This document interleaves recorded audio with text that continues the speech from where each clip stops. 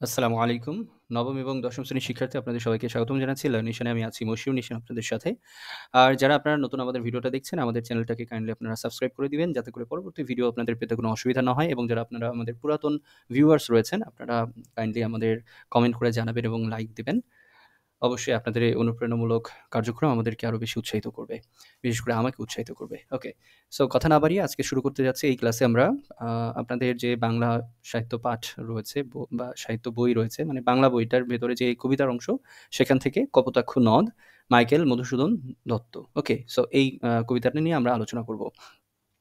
শুরুতেই যদি একটু দেখি কবি পরিচিতি এখানে দেওয়া রয়েছে। মধুসূদন দত্ত 1824 খ্রিস্টাব্দে 25শে জানুয়ারি যশোর জেলার সাগরদাড়ি গ্রামে জন্মগ্রহণ করেন। স্কুল জীবনের শেষে তিনি কলকাতার হিন্দু কলেজে ভর্তি হন। এই কলেজে অধ্যয়নকালে ইংরেজি সাহিত্যের প্রতি তার তীব্র অনুরাগ জন্মে। আচ্ছা, 1843 খ্রিস্টাব্দে তিনি খ্রিস্ট ধর্মে দীক্ষিত হন। তিনি আগে কিন্তু খ্রিস্ট ধর্মে দীক্ষিত ছিলেন না, হ্যাঁ? এটা মাথায় রাখতে হবে। তখন তার নামের প্রথমে যোগ হয় মাইকেল। পাশ্চাত্য জীবনযাপনের প্রতি প্রবল আগ্রহ এবং ইংরেজি ভাষা ও সাহিত্যের প্রতি তীব্র আবেগ তাকে ইংরেজি ভাষায় সাহিত্য রচনায় উদ্বুদ্ধ করে। পরবর্তীকালে জীবনের বিচিত্র কষ্টকর অভিজ্ঞতায় তার এই ভুল ভেঙেছিল। বাংলা ভাষায় কাব্য রচনার মধ্য দিয়ে তার কবি প্রতিভার যথার্থ স্ফূর্তি ঘটে। তার অমর কীর্তি মেঘনাদ বধ কাব্য, তার অন্যান্য কাব্য তিলোত্তমা সম্ভব কাব্য, বীরাঙ্গনা কাব্য, ব্রজাঙ্গনা কাব্য, চতুর্দশপদী কবিতাবলী, তার নাটক কৃষ্ণকুমারী, শর্মিষ্ঠা, পদ্মাবতী এবং প্রহসন, একেই কি বলে সভ্যতা ও বুড়ো শালিকের ঘাড়েরও বাংলা কাব্যে অমিত্রাক্ষর যেটাকে বলে ছন্দ এবং সনেট প্রবর্তন করেন তিনি। মানে তিনি প্রথম এই যে সনেট যেটা চতুর্দশপদী কবিতা, সেগুলো তিনি প্রবর্তন করেন বাংলা সাহিত্যে। ওকে। আর এখানে দেখছি 1873 খ্রিস্টাব্দে 29শে জুন তিনি মৃত্যুবরণ করেন। সো এখান থেকে আপনারা জাস্ট এটা সম্পর্কে ধারণা নিবেন। তার কি লেখনী রয়েছে সেগুলো সম্পর্কে একটু মাথায় রাখবেন। তিনি মাইকেল এই শব্দটি কখন যুক্ত হয় বা খ্রিস্ট ধর্মে কবে দীক্ষিত হন সেটাও আপনারা মনে রাখতে পারেন। 1843 সালে তার কোথায় জন্মগ্রহণ হয় সেটাও আপনারা মনে রাখবেন। ওকে। সো এবার আমরা চলে আসি নিচে। আমাদের মূল কবিতা পড়ার আগে আমি একটু নিচে আসবো। এখানে দেখব আমরা শব্দার্থ এবং টীকা। এই শব্দার্থ এবং টীকা থেকে আমাদের বেশ কিছু জিনিস জানলে বুঝতে সুবিধা হবে। সতত মানে হলো সর্বদা, বিরলে মানে একান্তে নিরিবিলিতে বা এক কথায় নিরিবিলি অবস্থানে বসে, আশেপাশে কেউ নাই, একা একা ভাবতে পারে এরকম একটা স্থান বা এরকম একটা সময়। নিশা মানে রাত্রি, ভ্রান্তি মানে ভুল, বাড়িরূপ কর মানে হচ্ছে প্রজা যেমন রাজাকে কর বা রাজস্ব দেয়, তেমনি কপোতাক্ষ নদও সাগরকে জলরূপ কর বা রাজস্ব দিচ্ছে, এরকম বোঝাচ্ছে। চতুর্দশপদী কবিতা, ইংরেজিতে যেটাকে সনেট বলে, বাংলায় সেটা চতুর্দশপদী কবিতা, যেখানে 14টা লাইন থাকবে। প্রথম 8 চরণকে বা 8 লাইনকে বলা হয় অষ্টক। ওকে। এবং পরের যে 6টা লাইন থাকবে সেটাকে বলা হয় শতক। ইংলিশে সেটা হচ্ছে প্রথম 8 লাইন অক্টেভ অ্যান্ড পরের 6 লাইন হলো সেস্টেট। ওকে। তো এই তো মোটামুটি। আর কপোতাক্ষ নদের এখানে যে রাইম স্কিমটা রয়েছে, মিল বিন্যাস বা আমরা যেটা বলি আরকি, কবিতা লেখার যে ধারায় তিনি লিখেছেন সেটা দেখেন। ক, খ, ক, খ, ক, খ, খ, ক, গ, ঘ, গ, ঘ, গ, ঘ। এটা একটু মনে রাখতে পারেন আপনারা। আর নিচে আমি যাচ্ছি না। এবার আমরা চলে আসছি কবিতায়। কবিতাটা কিন্তু খুব বড় নয়। জাস্ট আমরা একটু দেখব ভালোভাবে, হ্যাঁ? এখানে দেখুন শুরুতেই লেখা রয়েছে, "সতত হে নদ তুমি পড়ো মোর মনে, সতত তোমার কথা ভাবিয়ে বিরলে।" আচ্ছা, এটা বলার আগে একটু বলে নিই, এই যে নদ এবং নদী নিয়ে অনেকের মধ্যে একটু কনফিউশন কাজ করে। সেটা হচ্ছে নদী কাকে বলে, নদ কাকে বলে। বিশেষ করে বলা হয়ে থাকে যে যেই সমস্ত মানে নদীর শাখা রয়েছে সেগুলো আসলে নদী, আর যেগুলোর শাখা নাই সেগুলোকে নদ বলে সম্বোধন করা যায়। তো এই যে লিঙ্গান্তর করার ব্যাপারটা, এইটা ভারতীয় উপমহাদেশে একটু বেশি হয়ে থাকে। আর অন্য আরেকটা ব্যাখ্যা এটা রয়েছে, সেটি হচ্ছে যে সমস্ত নদীর নামের পর মানে আকারান্ত অথবা ইকারান্ত এগুলো রয়েছে সেগুলোকে নদী বলা হবে, এবং যেগুলোর শেষে অথবা আকারান্ত ইকারান্ত থাকে না সেগুলোকে বলা হচ্ছে নদ। যেমন আমরা বলতে পারি মেঘনা, শেষে কিন্তু আছে, এবং মেঘনা নামটাও কিন্তু মেয়েদের হিসেবে এখানে ধরা হয়ে থাকে। সো সেই সুবাদে এটা কিন্তু নদী হিসেবে পরিচিত। আবার পদ্মা নদী হিসেবে পরিচিত, শেষে আকারান্ত রয়েছে। আবার অন্যদিকে যদি আমরা বলি নীল নদ, নীলের শেষে কিন্তু আকারান্ত বা ইকারান্ত এগুলো কিন্তু কিছুই নাই। ঠিক আছে? সো এই সুবাদে এটা কিন্তু নদ, এটা কিন্তু নদী নয়। আবার আমাদের বাংলাদেশে আছে আড়িয়াল খাঁ। ঠিক আছে? এটা কিন্তু ছেলেদের নামের সাথে মিলে আড়িয়াল খাঁ। কিন্তু আড়িয়াল খাঁ শেষে কিন্তু আকারান্ত থাকার কারণে এটা কিন্তু নদী, এটা নদ নয়। আশা করি বুঝতে পেরেছেন। এই ২ টা ব্যাখ্যা এই নদ এবং নদী নিয়ে করা হয়ে থাকে। সো আমি এটা জাস্ট জানিয়ে দিলাম যাতে করে আপনাদের সুবিধা হয়।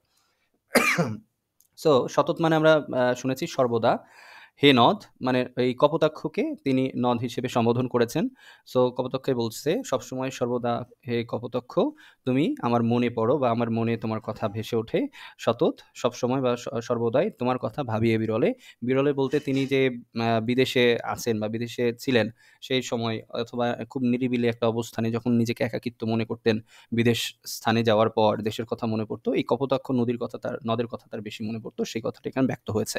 তারপরে সতত যেমতি লোক নিশার স্বপনে, শোনে মায়া মন্ত্রধ্বনি তব কলকলে। সো সর্বদা তিনি এখানে বলেছেন যে যেমন করে মানুষ মানে নিশার স্বপনে, নিশা বলতে রাত্রি, স্বপনে বলতে স্বপ্নে। সো মানুষ যেমন অনেক সময় স্বপ্নের ভেতরে একটা মায়া বা মন্ত্রধ্বনি, অনেক মায়াবী কোনো একটা শব্দ শুনতে পায়, অথবা এই ধরনের একটা নির্মল ব্যাপার কাজ করে অনেক সময় স্বপ্নের ভিতরে। খুব মানে দারুণ একটা প্রাকৃতিক পরিবেশে কেউ চলে যায়, সেখানকার সৌন্দর্য উপভোগ করে, এরকম স্বপ্ন কিন্তু অনেকেই দেখে। সো ঠিক সেরকম তব কলকলে জুড়ায় এ কান আমি ভ্রান্তির ছলনে।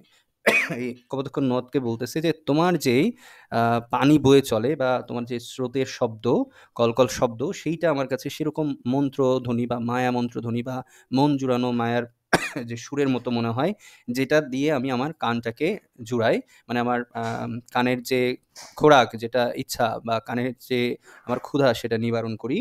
এবং এই ভ্রান্তির ছলনে বলতে উনি যে বিদেশে অবস্থান করছেন এবং সেখানকার যে জনজীবন, অথবা তার সেখানে যে বিদেশি ভাষায় রচনা করার যে একটা অত্যন্ত প্রয়াস, এবং সেখানে খুব যে তিনি সফল হয়েছেন তেমনটাও নয়। সব মিলিয়ে তার যে একটা খারাপ অবস্থা ছিল, সেই সময়টাকে তিনি এখানে এই ভ্রান্তির ছলনে দিয়ে মেনশন করতে পারেন। এছাড়া ভ্রান্তির ছলনে বলতে তিনি বিদেশের যেই ওই অবস্থার কথাটা, সেটাকেও তিনি মেনশন করতে পারেন, যে বিদেশে বসে আছি, এখানে বিভিন্ন কাজে কর্মে আমি আটকে আছি, এগুলো হলো আমার কাছে ভ্রান্তির ছলনা। হ্যাঁ, এরকম। এখানে বলেছে দেখেন, বহু দেশে দেখিয়াছি বহু নদ দলে, কিন্তু এ স্নেহের তৃষ্ণা মিটে কার জলে, দুগ্ধ স্রোতরূপী তুমি জন্মভূমি স্তনে। তো এই ৩ লাইনের ভেতরে আমরা যদি এটার ব্যাখ্যা করতে যাই, তাহলে বলবো বহু দেশে তিনি ঘুরেছেন এবং সেখানে অনেক নদ-নদী তিনি দেখেছেন। কিন্তু সেই নদ-নদীর জলে তার যে তৃষ্ণা মিটবে, এইটা আসলে যদি কেউ মনে করে তাহলে সেটা ভুল হবে। এই কথাটাকেই তিনি এখানে ফুটিয়ে তোলার চেষ্টা করেছেন। কারণ কি?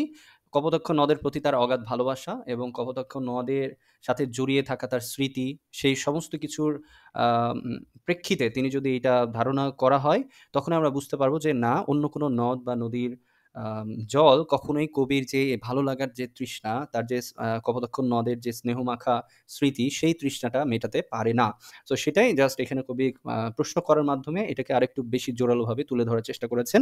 এবং নিচের যে লাইনটা রয়েছে, দুগ্ধ স্রোতরূপী তুমি জন্মভূমির স্তনে, এই কথাটির মাধ্যমে কবি কপোতাক্ষ নদের যে স্নেহধারা রয়েছে সেটাকে আসলে বোঝানোর চেষ্টা করছেন বা স্নেহধারাকে বুঝিয়েছেন।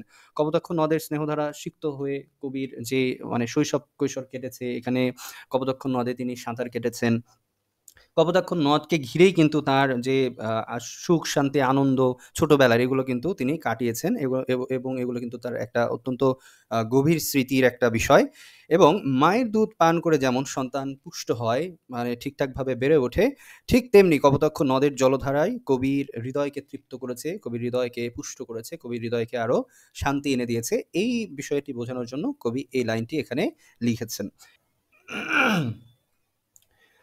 ওকে, এখানে আমরা দেখছি, আর কি হে হবে দেখা যতদিন যাবে। এখানে কবি কপোতাক্ষ নদকে উদ্দেশ্য করে বলছে, কপোতাক্ষ নদের কাছে কি আর আমার দেখা হবে? আবার আমরা বলতে পারি এটা এখানে কবি নিজেই নিজেকে কোয়েশ্চেন করছে যে আর কি কপোতাক্ষ নদের সাথে আমার দেখা হবে, এই প্রশ্নটা।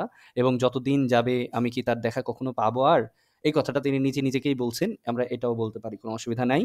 তারপরে দেখেন, প্রজারূপে রাজারূপ সাগরেরে দিতে বাড়িরূপ কর তুমি। হ্যাঁ, এখানে এই যে প্রজার সাথে তুলনা করা হয়েছে কপোতাক্ষ নদকে, এবং রাজারূপ সাগর, এই যে রাজার সাথে তুলনা করা হয়েছে সাগরকে। সো এখানে একটা কথা বলা উচিত, যেমন প্রজারা রাজাকে কর দিত আগের যুগে, যখন সমস্ত জমি জমার মালিক কে ছিল? রাজা ছিল। জাস্ট প্রজারা সেখানে চাষবাস করত, কিন্তু একটা নির্দিষ্ট হারে কর অথবা সেখান থেকে ফসলাদি কিছু দিতে হতো রাজাকে। সো সেই রকমভাবে এখানে প্রজা হিসেবে দেখানো হচ্ছে কপোতাক্ষকে। সো কপোতাক্ষ এই কর হিসেবে কপোতাক্ষের যে পানি ছিল, সেই পানিটা কাকে দিত? সাগরকে দিত। সাগর এখানে রাজার ভূমিকা পালন করছে। এইজন্য এইটা আসলে বুঝিয়েছে এভাবে, হ্যাঁ? এর পরের লাইন যেটা আছে, এ মিনতি গাবে বঙ্গজনের কানে। এখানে দেখেন এ মিনতি এই একটা আরজি পেশ করছে। একটা তার আম চাওয়া রয়েছে। এটা কার কাছে পেশ করছে? কপোতাক্ষ নদের কাছে পেশ করছে যে, "কপোতাক্ষ নদ তুমি শোনো। আমার একটা চাওয়া আছে সেটা তুমি বাংলার প্রত্যেকটা মানুষকে বলবা।" হ্যাঁ? এটা বলেছে। "শখে সখারিতে নাম তার যেমনটি আমি তোমাকে ভালোবেসেছি এবং তুমি আমাকে ভালোবেসেছো বা তোমার এবং আমার মধ্যে যে একটা সুসম্পর্ক রয়ে গেছে এটা কিন্তু এই কবি কপোতাক্ষ নদকে বলছে, হ্যাঁ? এরপরে এই যে সুসম্পর্কের কথা এটা তুমি বাংলার মানুষের কাছে তুলে ধরবা এবং সাথে আরো কি তুলে ধরবা? "এ প্রবাসে মজি প্রেম ভাবে লইছে যে নাম তব বঙ্গের সঙ্গীতে।"